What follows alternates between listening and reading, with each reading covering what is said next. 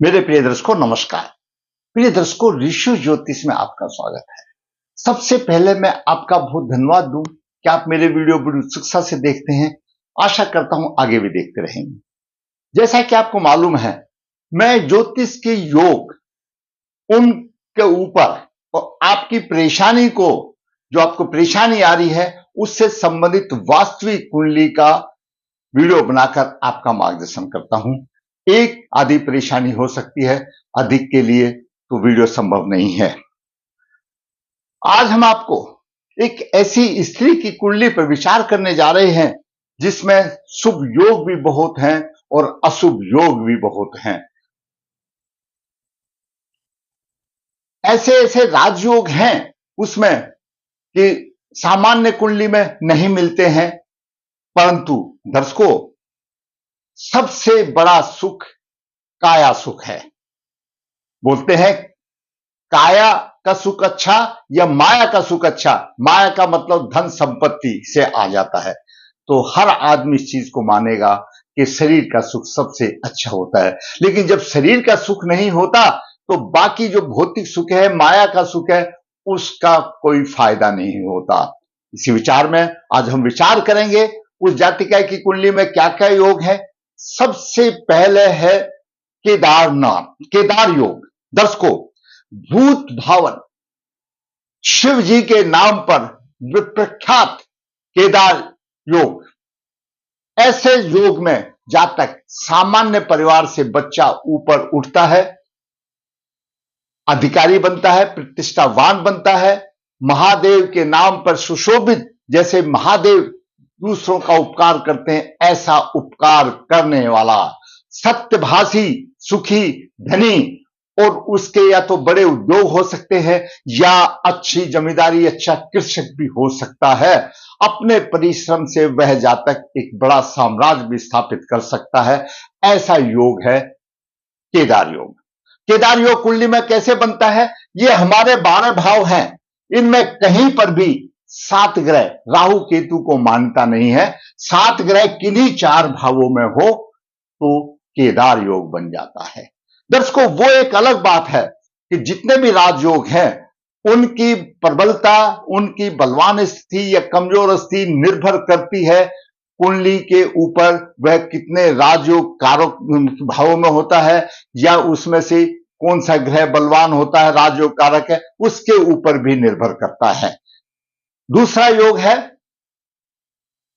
रोचक योग। कुंडली के केंद्र में 1, 2, ये 4 केंद्र हैं। प्रथम भाव, चतुर्थ, सप्तम, दसम भाव।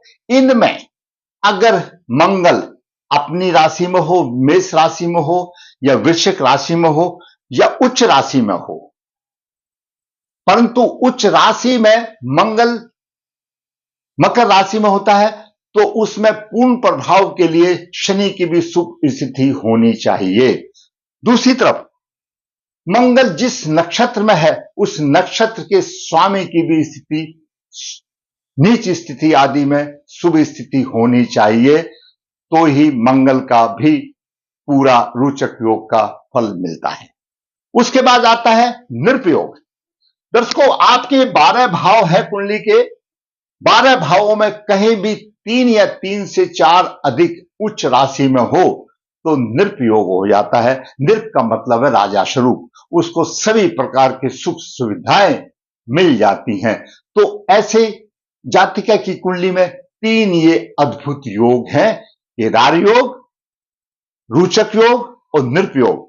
परंतु उसका शरीर बेकार हो गया, रोगिणी हो गया। तो आप विचार कीजिए, हर आदमी बोलता है इस चीज को, काया का सुख अच्छा या माया का सुख अच्छा, और इस तरह से वो बेचारी परेशान है। आगे हम विचार करेंगे उसमें प्रेत योग भी है। प्रेत योग दर्शकों कई कारणों से बनता है। इस कुंडली में जो बन रहा है, दसम भाव का स्वामी अष्टम भाव में, और जब दसम भाव का स्वामी अष्टम भाव में हो और अष्टमेश की उसके साथ युति हो या पूर्ण दृष्टि हो तो प्रेत योग बनता है। दसम भाव का स्वामी अष्टम में कब आता है? पूर्व जन्म के पाप कर्मों के आधार पर दशमेश अष्टम में आता है, और फिर उसको दशमेश जो अष्टम में आता है, अष्टम भाव के स्वामी का भी प्रभाव हो, युति या दृष्टि हो, तो ऐसा हमने अनुभव में देखा है, हमारे विद्वानों का मत है। हमने तो उसको प्रैक्टिकल रूप में देखा है कि जब पूजाएं होती हैं तो उनकी पारिवारिक जीवात्मा प्रकट हो जाती है। तो उनकी कहने का मतलब यह है, उनकी कोई पारिवारिक जीवात्मा प्रेत योनि में होती है। तो प्रेत ये कई प्रकार से बनता है, लेकिन इस कुंडली में जो संबंधित कुंडली बताने जा रहा हूं, इस तरह से बनता है। अब बात करते हैं कुंडली में। दर्शकों, केदार योग, रोचक योग, नृप योग, प्रेत योग, इनकी व्याख्या मैंने आपको बता दी कि आपकी कुंडली में ये किस तरह से बनेंगे। रोग पीछा नहीं छोड़ता, रोग पीछा नहीं छोड़ता। वही जैसे मैंने बताया कि काया सुख अच्छा है या माया सुख अच्छा है। दर्शकों, जातिका का जन्म 19 अप्रैल 1988 शुक्ल पक्ष 4, चंद्रमा कमजोर है, शुक्ल पक्ष 4 में कमजोर, रोहिणी नक्षत्र 2 मंगलवार। रोहिणी नक्षत्र की योनि सर्प होती है। ग्रहों की कैसी भी स्थिति होने दो तो उसको सर्प योग माना जाता है, काल सर्प योग माना जाता है। दर्शकों, ऐसा विद्वानों का, शास्त्रों का मत है कि पूर्व जन्म में उसको सांप ने काट लिया था और उसकी मृत्यु हो गई थी। इस जन्म में विनाश उसके विष के वो पैदा हुई है, उसका काल सर्प दोष अवश्य निवारण करना चाहिए। अच्छा हो तो नागबली श्राद्ध कर देना चाहिए। जन्म के समय पर तुला लगन उगला, तुला लगन के 9 डिग्री 32 अंश, तीसरे भाव में शनि 8:48 है, चतुर्थ भाव में मंगल उच्च राशि में 14 डिग्री 47 मिनट लिख रहा है, पंचम भाव में राहु 27 डिग्री, सप्तम भाव में बुध 4 डिग्री 45 मिनट लेकर के बुध नवम भाव का स्वामी, द्वादश भाव का स्वामी अस्त है। सप्तम भाव में सूर्य उच्च राशि में है और गुरु रोगेश है, और तृतीय भाव का स्वामी है, अकारक है, 15 डिग्री 47 मिनट है। गुरु सूर्य से 11 डिग्री पर अस्त होता है, 10 डिग्री के करीब है। गुरु यहां पर प्रभाव दे रहा है, पूर्ण नहीं तो थोड़ा प्रभाव दे रहा है, क्योंकि 10 डिग्री है। अष्टम भाव में चंद्रमा उच्च राशि में है, दसम भाव का स्वामी चंद्रमा अष्टम भाव में है और सूर्य से नजदीक है। सूर्य से 15 और 15 30 डिग्री, जब चंद्रमा सूर्य से 72 डिग्री 72 डिग्री पर दूरी होता है तो प्रभावी माना जाता है। और वहीं पर चंद्रमा 20 डिग्री विराजमान है और एकादश भाव में केतु 27 डिग्री लेकर विराजमान है। और जातिका की वर्तमान में दशा गुरु महादशा 23/5/19 से लेकर के 23/5/35 तक चल रही है। गुरु भरणी नक्षत्र में है। दर्शकों, जन्म नक्षत्र रोहिणी है, रोहिणी से 22वां विनाशिक नक्षत्र भरणी है। विनाशिक नक्षत्र पूर्व भाद्रपदा है। रोहिणी से 22वां विनाशिक नक्षत्र पूर्व भाद्रपदा है। पूर्व भाद्रपदा के स्वामी गुरु है। गुरु विनाश करने वाला है और कुंडली में अकारक है, और इस कुंडली में गुरु विनाश करने वाला है और रोग भाव का स्वामी है, शत्रु भाव का स्वामी है, रोग देने वाला है। जीवन साथी का भी स्वास्थ्य खराब होगा, स्वयं का भी खराब होगा। दर्शकों, मैंने आपको बताया केदार योग, समस्त ग्रह 4 राशि में है, 1 2 3 4, राहु केतु की गिनता नहीं, स्पष्ट समस्त ग्रह 4 राशि में है। केदार योग बन रहा है। वहीं पर मैं साथ साथ कम समय लगे उसमें बता चलूं, मंगल पाप करती योग में है, शनि और राहु के में है। मंगल का यहां पूरा प्रभाव नहीं मिल रहा, मंगल का यहां पर पूरा प्रभाव नहीं मिल रहा। और मंगल स्वर्ण नक्षत्र में है, मंगल मकर राशि में, मकर राशि का स्वामी शनि तो बलवान स्थिति में, और स्वर्ण नक्षत्र का स्वामी अष्टम भाव में चला गया। उच्च का चंद्रमा है, कोई मतलब नहीं है। चतुर्थी का चंद्रमा है, चौथ का चंद्रमा अमावस्या के बाद चंद्रमा यहां पर प्रभावहीन है। बात करें रोचक योग की, मैंने आपको बता दिया मंगल उच्च राशि में तो रोचक होगा, पूरा फल नहीं मिल रहा। और मंगल सप्तमेश भी है, तो आप ये सोचो काल सप्त यानी मंगल पाप करते योग में है तो सप्तमेश है, तो जीवन साथी के भी सुख में कहीं ना कहीं कमी आती है। दूसरी बात करें नृप योग की, मंगल उच्च राशि में, सूर्य उच्च राशि में, चंद्रमा उच्च राशि में है। शास्त्रों का कथन है 3 या उससे अधिक ग्रह उच्च राशि में हो तो नृप योग बनता है, राजा के स्वरूप बनता है। वो मैंने आपको पहले ही बता दिया, उसकी बलवंता उसकी स्थिति और ग्रहों के अनुसार से मानी जाती है। ये योग है, आपकी कुंडली में रक्षा बन रहा है तो आप बल्ले बल्ले बहुत ही राजाओं जैसे रहेंगे। आगे चले प्रेत योग, प्रोत योग, दसम भाव का स्वामी यहां पर अष्टम भाव में है और अष्टम भाव का स्वामी शुक्र चंद्रमा के साथ है, प्रबल प्रेत योग बन रहा है। तुला लगन के जो भी जातक होता है तो तुला लगन के स्वामी शुक्र होते हैं, इनका सुगठित शरीर होता है और इनमें उचित और तुरंत निर्णय लेने की एक क्षमता होती है, विशेषता होती है। अपने आप को किसी भी परिस्थिति में ये लोग ढाल लेते हैं, एडजस्ट कर लेते हैं। इनके लक्ष्य हमेशा ऊंचे होते हैं, कल्पना शक्ति अच्छी होती है। लग्न शुक्र अष्टम भाव में चला गया, अपनी राशि में है, आत्मबल तो अच्छा होगा, परंतु नित्य नए संकट में फंसने वाला होगा कि अष्टम भाव में हो गया। धन पाने के लिए सप्तम दृष्टि धन भाव को देख रहा है, धन पाने के लिए अनुचित कार्य भी कर सकता है, धन संग्रह थोड़ा सा मुश्किल होगा, कुटुंब का सुख और सहयोग भी उसको नहीं मिलेगा, तो अष्टम भाव से शुक्र द्वितीय भाव को देख रहा है। अब बात करें सूर्य की। सूर्य दर्शकों एकादश भाव का स्वामी उच्च राशि में है। जीवन साथी धन कमाने वाला मिलेगा, भाग्यवान होगा, जीवन साथी सुंदर होगा, परंतु उग्र थोड़ा स्वभाव होगा, समझदार भी होगा। सप्तम दृष्टि सूर्य की लगन पर है, तुला राशि को देख रहा है और सूर्य की 5 डिग्री से सूर्य अगर तुला राशि में हो 5-6 डिग्री पर या तुला राशि को देखे तो हड्डियों से संबंधित रोग दे सकता है। लगन भाव को देख रहा है, दुर्बलता देगा, शरीर में दुर्बलता देगा और स्वास्थ्य कमजोर देगा। साथ साथ में यहीं पर गुरु का बता दूं, गुरु छठे भाव का स्वामी है और सप्तम भाव में है। स्वयं भी रोगी होगा क्योंकि सप्तम दृष्टि जारी और जीवन साथी भी रोगी होगा, स्वयं भी ग्रस्त होगा, जीवन साथी रोगी होगा और शत्रुओं से हमेशा घिरा हुआ होगा। जब सूर्य और शुक्र दोनों, सूर्य और गुरु दोनों लगन भाव को देख रहे हैं तो जरूरी बात है अब उसमें हड्डियों से संबंधित रोग भी होगा। और गुरु एक ऐसा ग्रह है, सात्विक ग्रह तो जरूर है, लेकिन जिस कुंडली में गुरु बिगड़ा हुआ होता है वो उसके खून को भी बदली करने की नौबत ला देता है, उसमें भी अशुभ फल देता है। गुरु छठे भाव का स्वामी, रोग का स्वामी, रोग देगा।